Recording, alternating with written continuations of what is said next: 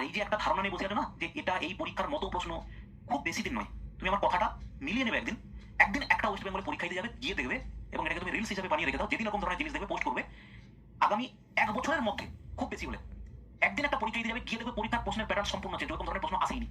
এই যে তুমি যে এসআই পরীক্ষাটা দিয়েছো না, যে গতানুগতিক একই ধরনের প্রশ্ন প্রশ্ন দেখে দেখে ওইগুলো 100 এত করে দিত, 150 করে এমনি হয়েছে, একই প্রশ্ন ভাই। একদিন এরকম প্রশ্ন একটা আসবে, চুপচিতে দেখবে তুমি যে কটা প্রশ্ন দেখবে সব নতুন নতুন, তখন তুমি কি করবে? তখন তোমার কি করা উচিত?